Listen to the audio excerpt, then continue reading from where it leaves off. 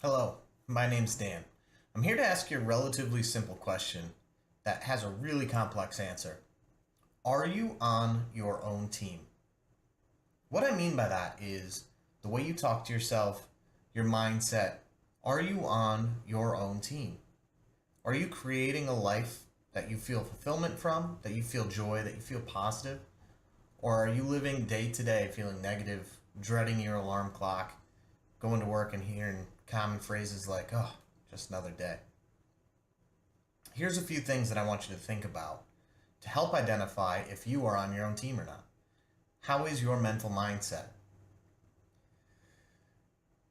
What really spawned this thought process is I was calling one of my comrades who I have a great deal of respect for, and I realized that every time I get off the phone with him, I'm brought down a notch or two.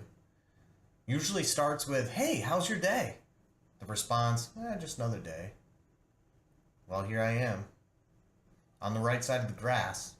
Whatever the statement is, it's always just blah. It's that negative thought process, it's that negativity that comes directly through the phone and smacks me in the face. I realized that I truly hope for him that he can change that mindset. That is a choice. That's a decision we all make.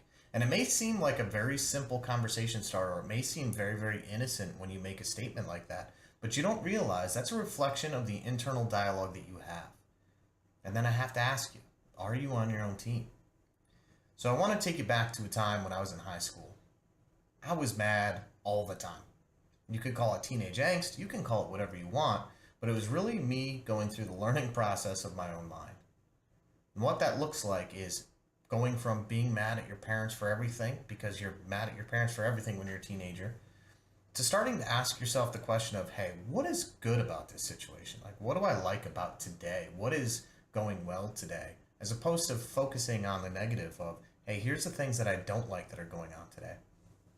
So I want you to start challenging yourself to look at things differently. And here's how that process starts, because this is a lifelong journey of really focusing on things that you like, focusing on where you want your energy to go, because where your mind and your thought process goes, that's where your energy goes, and that's what you accomplish, or that's how you feel.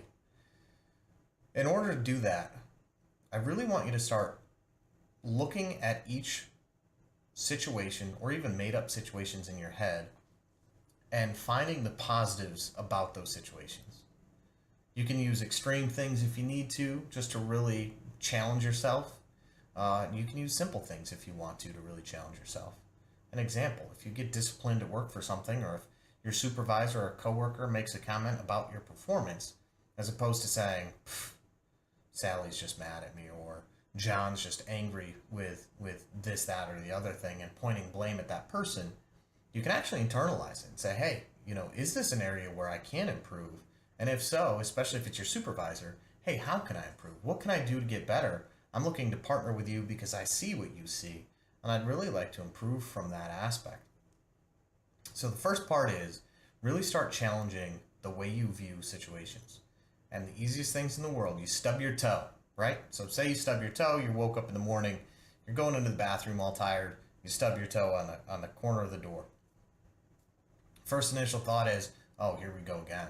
What a great way to start my day, right?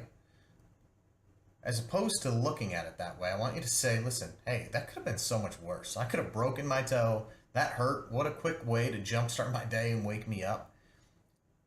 Whichever way you choose to look at it, you have the situation no matter what. The situation still exists, right? By looking at it and saying, oh my God, the way my day started, that doesn't change the situation.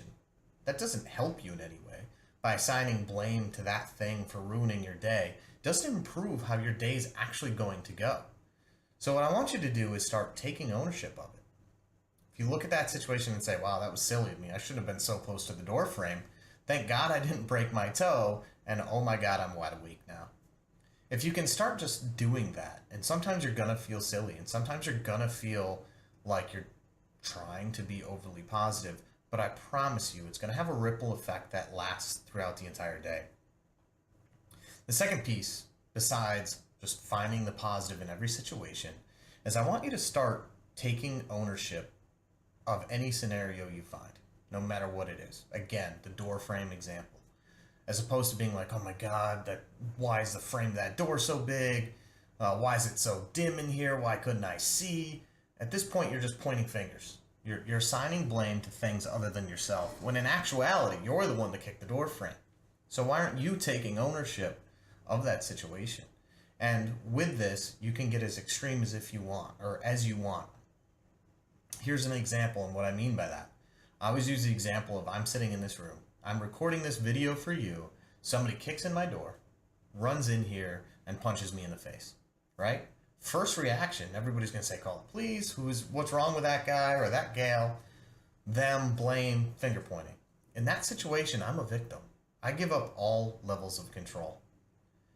As opposed to looking at it that way, if I say, wow, I should have had my door locked, or, oh my God, as soon as somebody broke in, I could have moved, I could have gotten to a defensive posture, I could have barricaded myself behind the store, whatever the case may be. But by taking ownership and finding the control that I had, and really trying to make my next set of decisions based on ownership of the situation and based on control, I now can impact it.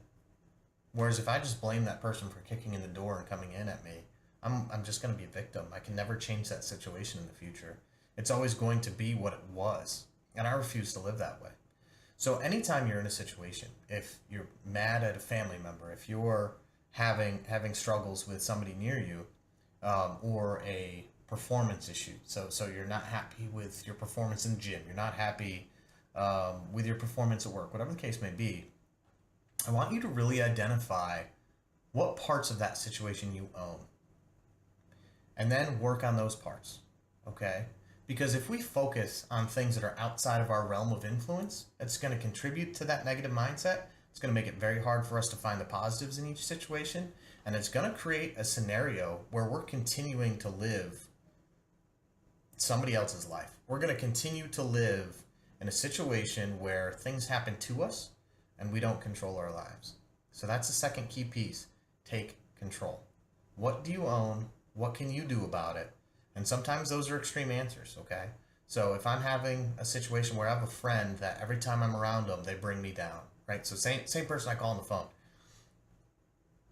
The way I can own that situation is say, hey, listen, I'm going to see if I can help that person, if I can change their mindset and really get them to be more positive.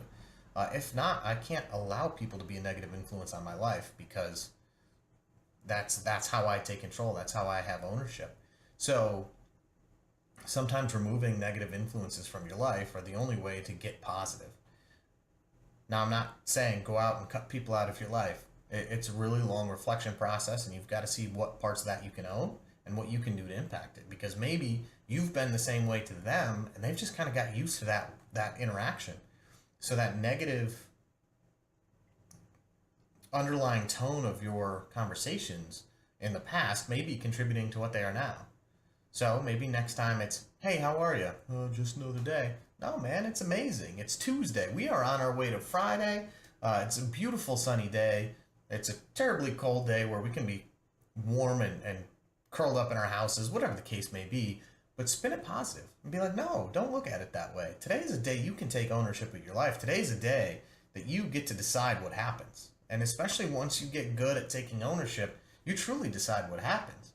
And then the levels that you get to progress to are so incredibly exciting, because as you train your brain to think this way, you really start creating your own self-fulfilling prophecy of an amazing life. And I can tell you, back in that example I gave you in high school, when I really started asking myself those tough questions, it was the best thing that's ever happened to me, because that created journey.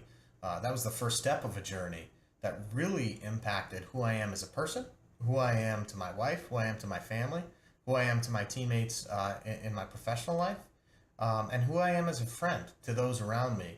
And I truly, truly appreciate the journey that I've been on.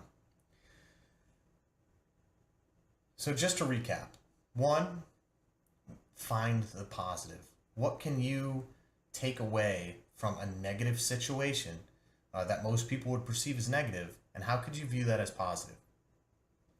Number 2, take control. Stop placing blame.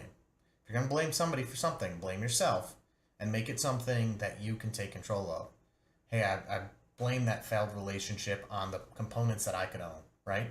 We all know relationships have two different people, and two different people contribute to the success or failure of a relationship. But you can never own the other person's half. That's not your job. That's not your responsibility. And if you focus on that aspect, you'll never be able to learn something from it. So take ownership for the part that you played, and then apply that learning to your next situation, to your next relationship, to that next work that you have, and really start to change the narrative that you have going on in your head. Are you on your own team? Are you constantly looking in the mirror and talking down to yourself? Are you constantly looking at the work you do and degrading it? And are you your worst critic? Sometimes being critical is good. You can help develop yourself to be stronger than where you are now. But ultimately, you need to be on your own team. You need to be your biggest supporter. You need to constantly check your mindset because it'll change your life. I truly hope that this video found you and inspired you in some way, shape, or form. Please let me know if it impacted you in any way, because I would love to continue doing videos like this if that's the case. And thank you so much for taking the time and watching. Have a wonderful day.